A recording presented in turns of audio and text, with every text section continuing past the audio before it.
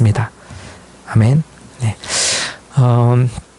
자녀를 키우다 보면 자녀가 어떻게 또 얼마나 성장하는지에 대해서 매우 관심을 가지게 됩니다. 그러니까 내 자녀가 또래들보다 혹시나 조금 더 작거나 성장이 더디지는 않은지 신경이 쓰이게 마련이죠. 지금 제 아들이 없어서 좀 편하게 말할 수 있는데 저희 첫째 아들은 저를 닮아서인지 어쨌든 간에 또래 아이들보다 조금 더 체격이 작고 또 이렇게 성장도 조금 더 더뎠던 것 같아요. 뭐 심각하거나 문제가 될 만한 정도는 아니고 그냥 조금 부족한 정도인 거죠. 특별히 그것을 언제 알았냐면 유치원에 입학했을 때 아이들을 이렇게 일렬로 줄을 쫙 세우지 않습니까? 그랬을 때 대번에 깨달았어요. 그래서 아내가 저한테 막 옆구리를 치면서 이거 누구 책임이냐고 계속 그렇게 책임을 저한테 추궁했던 일이 있습니다. 아무 말도 할 수 없었어요. 제 아내는 대한민국 여성 평균 신장입니다. 저는 아주 조금 모자라요. 네, 어쨌든 간에. 근데 재밌게도 둘째는 오히려 우리 집에서 보기 힘든 수치가 나오는 거예요. 막 상위 막 5%, 10%볼 때마다 놀라운 겁니다. 그런 거 보면서 좀 흐뭇하기도 하죠. 이대로만 좀 잘하다고. 근데 또 여자아이라서 너무 큰 건 또 곤란할 수도 있을 것 같습니다. 어쨌든 간에 우리는 자녀가 때에 맞춰서 아름답게 또 거기에 맞춰서 성장하기를 당연히 바라고 기대합니다. 만약에 자녀가 자라지 않고 성장이 멈춰 있다면 그것만큼 부모로 하여금 걱정이 되는 일도 없을 거예요. 그런데 이 마찬가지의 일이 우리 하나님과 우리 사이에도 동일하게 적용된다는 것을 여러분 알고 계십니까? 즉, 자라지 못하는 또는 자라지 않는 자녀를 보는 것처럼 만약 우리가 주님 안에서 자라지 못한다면 그 심정을 하나님도 동일하게 갖고 계시리라 우리가 충분히 짐작해 볼 수 있다라는 것이죠. 우리는 영적으로 자라나고 있는지 한번 그 말씀을 오늘 말씀에 비추어 되돌아볼 수 있기를 바랍니다. 12절인데요. 한번 같이 읽어보겠습니다. 시작. 형제들아 내가 너희와 같이 되었은즉 너희도 나와 같이 되기를 구하노라. 너희가 내게 해롭게 하지 아니하였느니라. 특별히 우리가 4장의 1절에서부터 11절까지의 말씀 중에 중요했던 부분은 뭡니까? 바로 너희가 하나님을 아빠 아버지라 부를 수 있게 되었다라는 거였어요. 놀라운 이야기였죠. 그리고 아들됨의 가장 중요한 개념은 제가 누차 강조하지만 상속자였어요. 무엇을 상속받습니까? 각종 재산, 금은 뭐 펀드 이런 겁니까? 아니죠. 무엇입니까? 바로 하나님의 나라를 받는 거예요. 여러분 하나님의 나라를 돈으로 값어치로 매길 수 있을까요? 그 하나님의 나라를 우리는 상속받은 자예요. 그리고 또한 상속받을 자입니다. 이것을 늘 마음에 지니고 사세요. 부족함이 없어요. 여러분 우리는 하나님의 나라를 상속받을 하나님의 자녀들이라는 거죠. 그 이야기를 바울이 하고 그 다음에 나아가서 12절에서 20절에 이렇게 또 한번 더 전개하는 것입니다. 우선은 12절 형제들아 내가 너희와 같이 되었은즉 너희도 나와 같이 되기를 구하노라. 이게 무슨 말일까요? 여기 12절에서 오늘 20절이 세부적으로 하나씩 뜻을 다 이렇게 뜯어가지고 해석하기는 좀 쉽지 않은 부분이 많아요. 하지만 전체적인 메시지는 분명하게 전달됩니다. 어쨌든 12절에서 바울이 하는 말 형제들아 내가 너희와 같이 되었은즉 이라고 하는 것은 뭘까요? 사실 이거 제가 석사학위 논문으로 썼던 부분이기도 한데 바울이 복음을 전하는 모습은요 굉장히 다양했어요. 어떻게 되느냐? 내가 아무쪼록 몇 사람이라도 구하기 위해서 그 사람들처럼 되었었던 바울의 모습이 이 서신서와 사도행전에 충분히 나와 있죠. 그래서 그가 어떻게 합니까? 유대인들에게는 유대인처럼 되었다고 얘기해요. 물론 그는 유대인이지만 그리고 율법이 있는 자들에게는 내가 율법으로부터 이제 자유하지만 율법이 있는 자처럼 되고 율법이 없는 자들 특히 이방인들을 대표로 하는 자들에게는 철저히 율법을 통해서 교육받고 자라났던 바울이지만 마치 율법이 없는 자처럼 다가갑니다. 나아가서 또 고린도 교회처럼 약한 자들에게는 약한 자가 되어서 그들에게 다가가요. 그러니까 이게 굉장히 바울이 중요하게 여겼던 복음 전달의 원리였어요. 그러니까 제가 목사라고 내가 목사니까 하는 말 들어. 내가 하는 말 그냥 들으면 돼 라고 여러분에게 전한다면 여러분 누가 듣겠습니까? 먼저 제가 여러분처럼 돼서 다가가야 된다라는 거죠. 제가 특별히 직장 사역하면서도 가장 먼저 해야 됐었던 일은 뭐냐면은 직장인처럼 되는 거였어요. 목사가 돼서 직장에 가면 굉장히 곤란하죠. 거기서도 목사처럼 행동하면은 당장 잘립니다. 쉽게 얘기하자면. 먼저 직장인처럼 되어야 돼요. 그들 같은 생활을 갖고 그들 같은 모습을 갖춰야 돼요. 하지만 그 안에 전달하는 내용은 분명한 복음의 진리여야 하는 것이죠. 바울이 그것을 모르지 않았어요. 그래서 그는 그가 속해 있는 그가 전달하는 청중 또는 그 공동체에 따라서 굉장히 모습을 달리했습니다. 그래서 어떤 비판자들은 이렇게 말해요. 저 정치적으로 아주 색깔을 카멜레온처럼 왔다 갔다 하네. 그렇게 비판할 수 없는 것이죠. 무엇입니까? 그들에게 진리를 전하기 위해 그들에게 자신을 맞춘 거였어요. 그럼 여기서 너희와 같이 되었다고 했을 때는 어떤 모습이었을까요? 무엇보다 율법과 관계돼서는 그가 이미 율법으로부터 자유한 자이지만 마치 율법 아래 있는 자처럼 나도 너희처럼 되었었다. 기억하지? 라고 말하는 것으로 우리가 볼 수 있을 것 같아요. 그러면은 이제 어떤 차례예요? 이제 그럼 너희가 나처럼 될 차례 아니겠어? 뭐예요? 내가 이제 그 율법이 아닌 약속으로 말미암아 소망을 가진 자처럼 사니까 너희도 이제 더 이상 그런 할례와 음식 규정이나 절기에 매이는 것이 아닌 바로 성령을 따라 소망을 따라 사는 삶을 나처럼 좀 살아봐야 되지 않겠어? 라고 말하는 거죠. 그러니 내가 너희처럼 되었었으니까 이제 너희가 나처럼 되어봐야 된다라고 말하는 것이라고 우리가 볼 수 있겠습니다. 그러면서 예전에 좋았던 때를 바울은 그들에게 상기시킵니다. 너희가 내게 해롭게 하지 아니하였느니라. 무슨 이야기를 할까요? 13절에 내가 처음에 육체의 약함으로 말미암아 너희에게 복음을 전한 것을 너희가 아는 바라 라고 돼 있어요. 번역이 조금 어렵긴 해요. 왜냐하면 내가 바울이 지금 처음에 그 갈라디아 성도들에게 복음을 전한 이유가 바울의 육체가 약했기 때문이라고 해석될 소지가 있죠. 근데 이 권영경 교수님의 사역, 그러니까 권영경 교수님이 자기가 스스로 번역한 내용에 저는 훨씬 더 이렇게 이해가 쉬웠는데 뭐였냐면 제가 처음에 육체의 약함 가운데서 당신들에게 복음을 전하였던 것을 당신들이 알고 있지 않습니까? 라는 거예요. 이게 훨씬 더 자연스러워요. 그러니까 내가 육체가 약해서 복음을 전한 게 아니라요.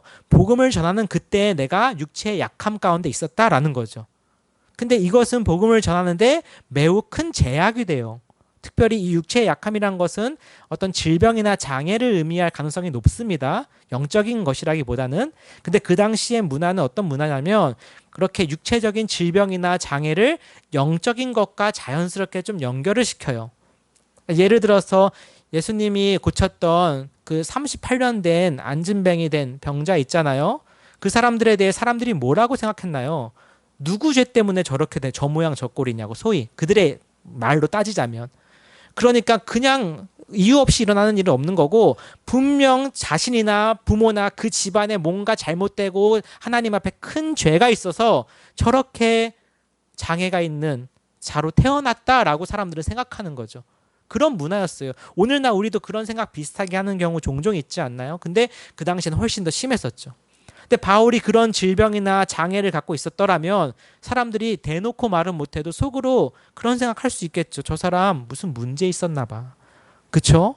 근데 그런 바울의 연약함에도 불구하고 어떻게 했어요? 14절에 너희를 시험하는 것이 내 육체에 있으되 이것을 너희가 업신여기지도 아니하며 버리지도 아니하고 나아가 뭐라고 해요? 오직 나를 바울을 하나님의 천사와 같이 나아가서 또는 그리스도 예수 같이 예수님처럼 영접하였대요. 그러니까 한때 갈라디아 교인들의 이 얼마나 이 성숙한 그리고 바울을 향한 사랑이 넘쳤는지를 지금 보여주죠. 그리고 그 좋았던 그때를 지금 바울은 생각하는 거예요. 그렇게 내가 이렇게 부족하고 연약한 사람이었음에도 불구하고 나를 천사처럼 예수님처럼 받아주었던 너희들 아니니? 근데 하고 싶은 말은 좀 이따 나오겠지만 근데 지금 그게 웬일이야? 도대체 뭐 하자는 거니? 라는 이야기를 하고 싶은 거죠. 그래서 그들이 그때는 어느 정도였냐면 15절 보세요. 너희의 복이 어디 있느냐? 이건 좀 이따 보고 내가 너희에게 증언하노니 어느 정도였냐면 너희가 그때는 할 수만 있었더라면 너희의 눈이라도 빼어서 나에게 주었을 거래요. 이거는 하나의 관용 어구입니다. 그러니까 우리로 따지자면 간이라도 빼어서 줬을 거라는 거죠. 근데 일부 주석가들은 이것을 근거로 이 육체의 질병이 아마 눈과 관련된 질병이었을 거라고 생각하는데 오늘날에는 전혀 지지받지 못하고 있는 주장이에요. 다른 것일 겁니다, 아마. 자세히 알 수는 없어요. 바울이 말하고 있지 않으니까. 그리고 이 언어들이 굉장히 축약되어 있죠. 그러니까 바울과 갈라디아 교인들 사이에 있었던 여러 가지 과거의 일과 그들 사이에 있었던 그 대화들 속에서 일어나는 일들을 우리는 이 편지만 보고 유추해야 되기 때문에 쉽지가 않은 거예요. 어쨌든 간에 그래서 그만큼 너희가 간이라도 빼어서 줄 만큼 나한테 그렇게 헌신적이었던 너희들, 근데 지금 너희의 행복은 어디 있는 거니? 도대체 무엇을 따라 가고 있는 거야? 라고 하는, 이 바울이 과거가 좋았는데 라는 것보다는 지금 현재를 책망하기 위한 수단으로서 과거의 이때를 말하고 있는 거죠. 그리고 나아가서 지금 이 유대주의자들이 바울과 갈라디아 교인 사이를 굉장히 이간시키고 있어요. 떼어놓으려고 하고 있단 말이죠. 배제시키려고 한다라는 뜻입니다. 그러다 보니 바울은 이와 같았던 그들 사이에 있었던 유대 관계를 다시 한번 상기시키는 것도 필요했을지도 모릅니다. 어쨌든 그래서 바울이 이렇게 말하죠. 16절에 그런즉 내가 너희에게 참된 말을 함으로 원수가 되었느냐. 의문형으로 되어 있지만 어쩌다 우리가 이렇게 되었을까요? 저는 아직도 여전히 진리를 말하고 있는데 말입니다. 라는 뜻이에요. 이것도 권영경 교수님의 번역이 훨씬 쉬웠어요. 저도. 그러니까 어떻게 하다 이렇게 되었을까요? 저는 여전히 참된 말을 하고 있는데요. 저는 변한 게 없는데요. 여전히 그때 여러분들에게 전하던 복음을 그대로 전하고 있을 뿐인데 왜 우리가 지금 이렇게 서먹서먹해졌죠?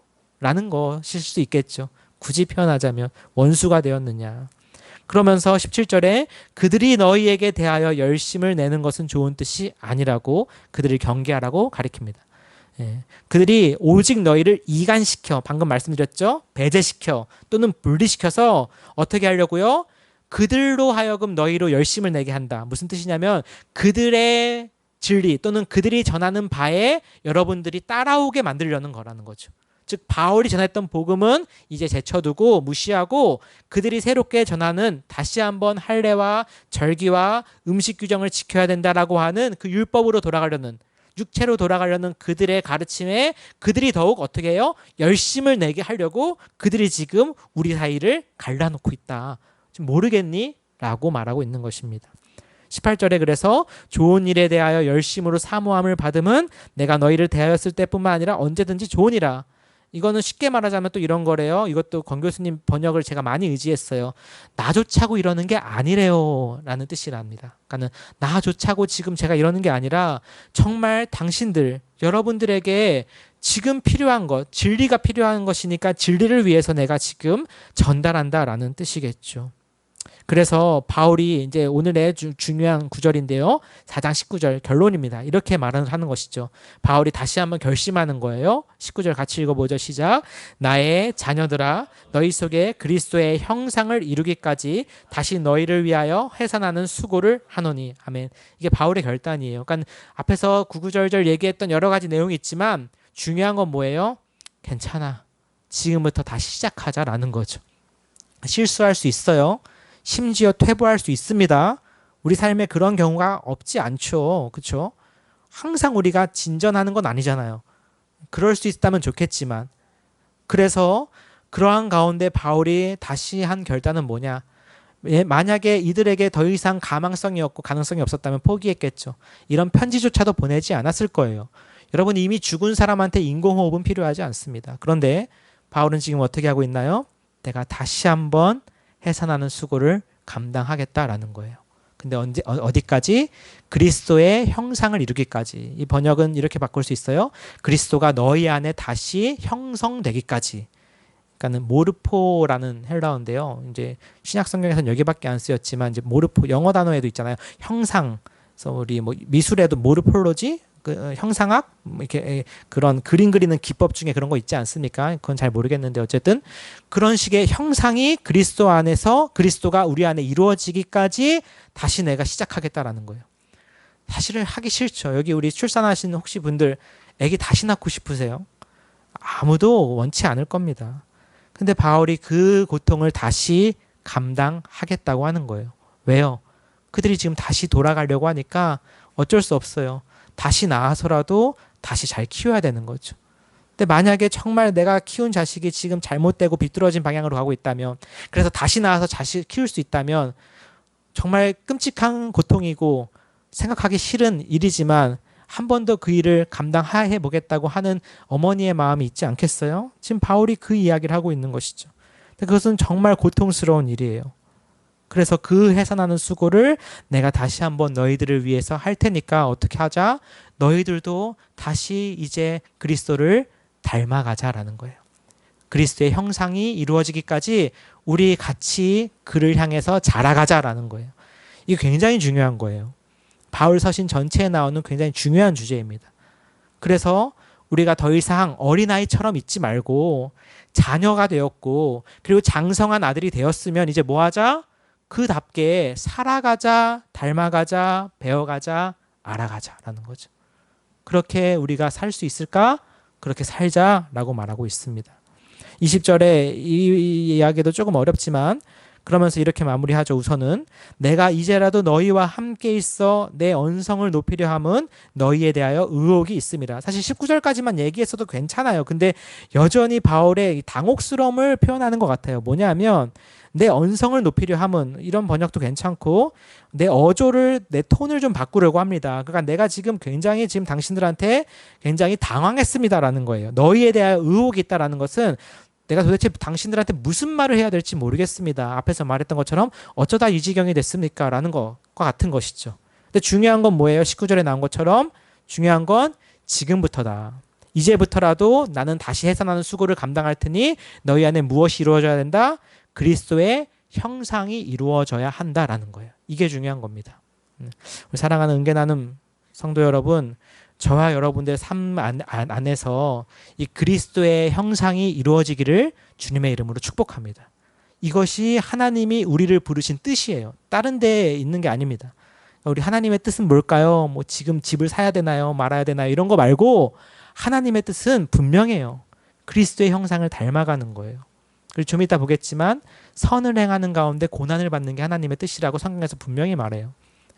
어쨌든 간에 바로 하나님께서는 이를 위하여 우리를 부르셨고 우리는 이 가운데 하나님을 그리스도를 닮아가는 존재로 지금 서 있어야 되는 것입니다. 이것을 가장 잘 나타낸 성경 중에 하나가 바울이 바로 갈라디아서 다음 장이죠. 다음 순서로는 다음이죠. 에베소서 4장에 쓴 부분인데 한번 같이 읽어보겠습니다. 앞에 나올 거예요. 에베소서 4장 13절에서 15절 한번 같이 읽어보겠습니다. 시작. 우리가 다 하나님의 아들을 믿는 것과 아는 일에 하나가 되어 온전한 사람을 이루어 그리스도의 장성한 분량이 충만한 데까지 이르리니 이는 우리가 이제부터 어린아이가 되지 아니하여 사람의 속임수와 간사한 유혹에 빠져 온갖 교훈의 풍조에 밀려 요동하지 않게 하려 함이라. 오직 사랑 안에서 참된 것을 하여 범사에 그에게까지 자랄지라. 그는 머리니 곧 그리스도라. 아멘. 너무나 멋있고도 그리고 분명한 이미지로 우리에게 바울이 보여주고 있죠. 근데 우리가 어디까지 자라가야 돼요? 그럼 어디까지 지금 성장해야겠습니까? 이 정도면 됐다. 뭐 이 정도면 됐다. 키라고 하면은 뭐 예를 들어 180이면 딱 좋네. 이럴 수 있지만 우리가 주님을 알고 하나님을 알아가는 일에는 그 분량이 끝이 없어요. 분명한 기준은 성경에서 얘기하는 것은 그리스도의 장성한 분량이 충만한 데까지. 그리고 15절에 오직 사랑 안에서 참된 것을 하여 범사의 길에까지 자라는데 어디까지요? 그 머리 그리스도까지 자라라는 거예요. 우리가 그리스도까지 자랄 수 있을까요, 여러분? 그렇죠? 그러니까 그리스도까지 끊임없이 자라가야 되는 거예요. 온전해질 때까지 우리의 삶의 이 마지막 때까지 끊임없이 자라가는 과정에 있어야 되는 것이 우리에게 주어진 하나님의 뜻이요 바로 사명인 것이죠. 그것은 14절에 나온 것처럼 이는 우리가 이제부터 어린아이가 되지 아니하여. 앞에서 갈라디아서에서도 어린아이 때는 초등교사 밑에 있고 그렇죠? 율법 아래 있다고 해도 이제 뭐예요? 더 이상 어린아이가 되지 아니하여서 사람의 속임수, 간사한 유혹, 온갖 교훈, 풍조에 더 이상 흔들리지 않아야 되는 것이죠. 어린아이 때는 이게 좋다고 하면 따라가고 저게 맛있다고 하면 먹으려고 가고 했던 것. 그게 우리의 예수 믿기 전의 삶이 아니었습니까? 근데 그것이 아니라 이제는 우리가 어른이 되고 자녀가 되어서 하나님에게까지 자라가는 것이 바로 주님이 우리를 향한 뜻이라는 것이죠. 그러는 가운데 로마서 8장 17절은 이렇게 말하는 것입니다. 한번 같이 읽어볼까요? 시작. 자녀이면 또한 상속자 곧 하나님의 상속자요 그리스도와 함께한 상속자니 우리가 그와 함께 영광을 받기 위하여 고난도 함께 받아야 할 것이니라. 아멘. 지난주에 인용했던 구절인데 제가 이 뒷부분 설명 안 하고 마쳤었어요. 근데 여기서도 보면 전반부에서는 상속자라고 하는 것은 바로 자녀의 가장 특별한 특권임을 보여주죠. 그런데 중요한 것, 우리가 그와 함께 영광 또는 상속을 받기 위해서 뭐도 받아야 된다는 거예요. 고난도 받아야 된다는 것을 이야기해요. 여러분, 우리가 상속만 영광만 받으면 참 좋겠죠. 근데 그럴 일은 없어요. 왜냐하면 그 상속과 영광은 반드시 고난을 통해 이루어지기 때문에 그렇습니다. 그래서 마음 같아서는 고난은 없고 상속만 받으면 참 좋을 텐데 그렇게 이루어지는 일은 없다라는 것이죠. 이건 사실상 좀 심하게 말하면, 심하게도 아니에요. 사실 정말 도둑놈 심보죠. 입학 시험 안 치르고 대학 가겠다는 거예요. 취업 면접 안 보고 취업하겠다는 거예요. 그러니까 하나님은 우리로 하여금 그리스도의 형상을 닮아가기를 원하시는데, 신학적인 용어로 이것을 성화라고 하죠. 굉장히 중요한 개념인데, 그것을 위해서는 반드시 뭐가 필요하다? 고난이 있다라는 거예요. 성화를 위해서는. 이걸 우리가 받아들여야 됩니다, 여러분. 그러니까 내가 성화돼야지 하고 어디 들어가서 묵상하고 폭포 맞으면서 수행한다고 성화가 이루어지지 않아요. 절대 그렇지 않습니다. 기독교는 그런 종교가 아니에요. 뭐 깨닫고 뭐 폭포 맞고 뭐 100일 동안에 뭐 무건 수행을 한다고 그렇게 성화가 이루어지지 않아요. 삶 속에서 이루어져요. 여러분, 가정생활 속에서, 직장생활 속에서 치이고 맞고 괴로워하는 가운데서 이루어져요. 아주 시장 가운데 나와 있는 거죠, 우리는. 그래서 지금 삶의 현실 가운데 고난을 겪게 되면 그건 뭐다? 바로 하나님께서 우리를 성화하기 위한 과정이기 때문에 그래요. 그래서 바울이 고난을 맞이하면 어땠어요? 기뻐했어요. 왜요? 내가 더 주를 닮아갈 수 있다라고 확신했기 때문이죠. 그러니까 구원이라고 하는 건 여러분, 우리가 단순히 예수 믿고 천국 간다라는 게 아니라 어디까지 포함해야 돼요? 그를 닮아가고 알아가는 성화의 과정까지를 포함하는 거예요. 그래서 오늘날 우리의 칭의라고 하는 것과 성화라고 하는 것을 너무 이분법적으로 분리해서는 안 된다고 저는 봅니다. 이것을 교리적으로 굉장히 갈라놓은 측면이 있는데, 사실상 칭의는 성화와 떼어낼 수 없는 관계고 칭의가 곧 성화가 돼야 된다라고 저는 보는 입장이에요. 이것이 바로 그 유명한 이제 김세현 박사님의 이야기인데, 어쨌든 간에 우리는 성화를 위해서는 반드시 고난이 있어야 돼요. 그리스도인으로서 삶이 힘든 이유는 고난이 있기 때문인데, 이 고난은 성화가 있어야 하기에 반드시 있을 수밖에 없는 것이죠. 그래서 성화는 반드시 고난을 통해 이루어진다라는 것입니다. 사랑하는 우리 은혜나눔교회 성도 여러분, 성화를 위한 고난이 여러분의 삶 가운데 있기를 주님의 이름으로 축복합니다. 아멘 안 나오죠? 제가 캐나다 갔을 때 너무 좋았던 것 중에 하나가요. 그러니까 제가 그냥 단순히 놀고만 왔다고는 얘기할 수 없는 게, 가서요 다른 교회 예배를 다 참관을 했어요. 너무 좋았어요. 그냥 너무 좋더라고요. 그래서 새벽기도, 수요 예배, 그리고 거기 청년 예배는 거기에 있는 대학교에서 강의실 하나를 빌려서 하는데 너무 좋았습니다. 강의실을 빌려놓고 아이들이 이제 영어를 자유롭게 쓰면서 예배 드리니까 다 알아듣지 못했어요. 근데 너무 자유롭게 막 찬양하고 예배 드리는데 그 모습이 참 보기 좋았어요. 근데 그날 주일에 했던 그 담임 목사님의 설교가 이 고난에 관한 설교였어요. 그런데 담임 목사님이 하셨던 설교의 내용 중에 하나가 이제 고난의 세 가지 종류가 있다. 첫 번째, 내가 잘못해서 받는 고난. 두 번째, 내가 잘못하지도 않았는데 받는 고난. 예를 들면 운전하다가 뭐 음주운전한 차가 갑자기 중앙선 넘어와서 자기 들이박을 수 있죠. 내가 잘못한 거 아닌데도 받는 고난이 있을 수 있죠. 근데 세 번째 고난이 또 있다라는 건데, 우리가 그리스도인이기 때문에 받는 고난이 있다라는 거예요. 그럴 수 있어요, 충분히. 그리스도인이면 고난을 받을 수밖에 없는 사실 운명을 타고 태어나죠.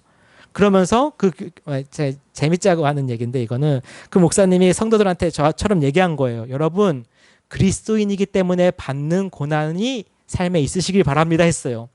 성도들의 반응이 어땠을까요? 전 이게 너무 재밌었는데 아멘이 아니었어요. 갑자기 다들 수근수근 되는 거예요. 지금 담임 목사님 무슨 얘기 하셨나 확인하는 것처럼. 네, 심적으로 쉽지 않죠. 그러니까 여러분, 영광이 있길 바랍니다 라고 할 때 우리 아멘 할 수 있어요. 근데 그 똑같은 말이거든요. 고난이 있길 바랍니다 라고 하면 아멘 하기 힘들죠. 여러분 어떠십니까? 저도 심적으로는 쉽지 않아요. 근데 이건 떼어놓을 수 있는 관계가 아니라는 것입니다. 그래서 베드로전서 3장 17절에 이렇게 나와 있어요. 하나님의 뜻이 뭡니까? 같이 읽어볼까요? 시작. 선을 행함으로 고난받는 것이 하나님의 뜻일진데.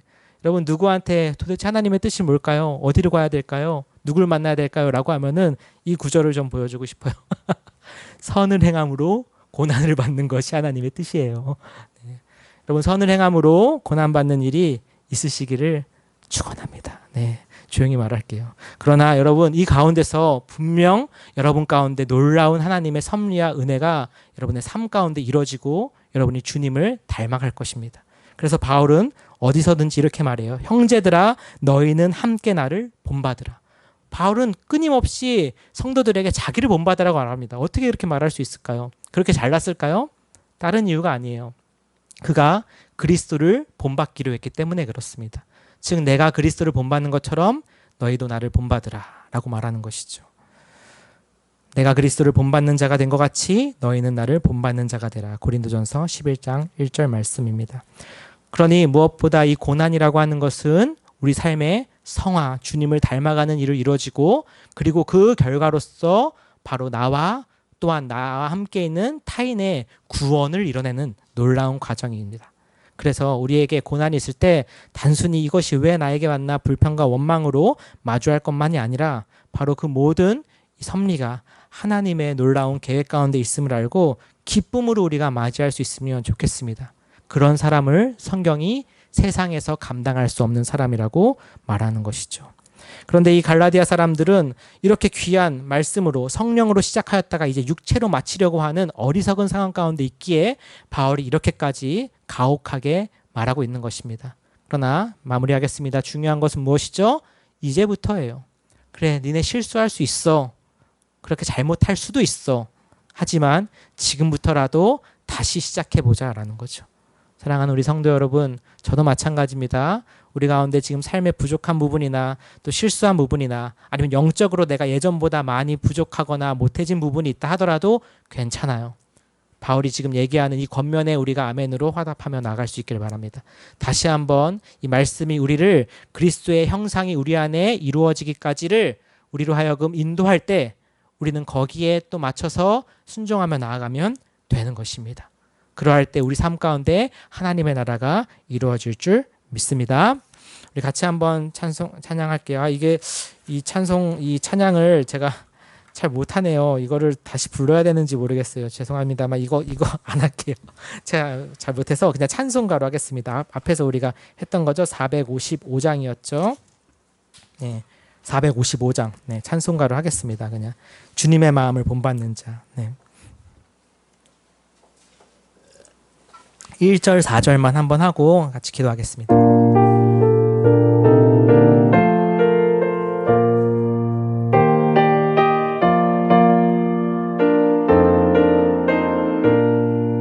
주님의 마음을 본받는 자, 그 맘에 평강이 찾아옴은 험악한 세상을 이길 힘이 임함이로다. 주님의 마음